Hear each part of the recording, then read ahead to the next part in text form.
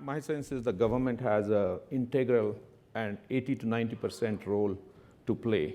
I am not a big believer, as I see situation on the ground, on the ability of private sector to do things on their own in this context. Okay, they can build buildings, but a lot of this has to come together by a well-planned city. While I am against planning greenfield cities, I'm a big believer in planning for the next 50 years. Like Singapore was planned at a 2 million population to 6 million population, including the corridors and so on. And we still give examples of Manhattan, how the transportation corridors were planned 100 years before, and how the whole city went around that. Okay, so there's a big role in planning.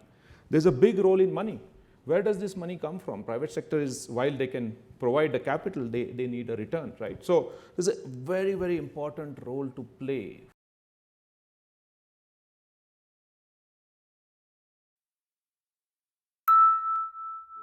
I think there's a lot of creativity happening in South America, in the cities of Colombia, in the cities of Brazil.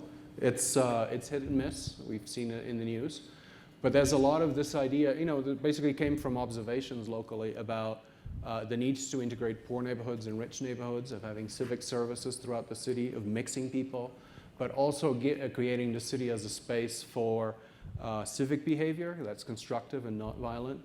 I think a lot of cities that sort of mid-income countries are doing quite well. There are gigantic housing projects in Brazil, South Africa, certain South Asia countries that maybe you can talk more about. So there's a lot of change that's in the positive direction, but I think the bad things are there too all along. So it's very hard to say in the moment, but I think I'm very optimistic that we're moving generally in the right direction. Yeah. As we were doing this McKinsey Global Institute project about emerging cities, we looked throughout the world. One thing I can say, at least in India, we couldn't come up with one single example of a city which is doing well.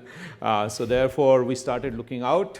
And as you said, different cities came differently, like the public housing program of Singapore from the 1960s to 2010. Fantastic, without slums. Of course, it's not a megacity per se because it's 5 to 6 million people.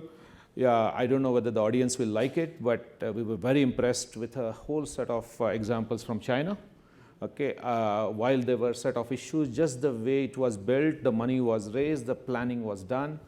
Seoul was another example, again, so on. We were not that impressed with many Latin American cities because they seemed very similar to the type of problems India was having, and so on. So again, I'm sure there are lots of micro things, but as you look at a city as a whole, we didn't find too many examples of everything coming together.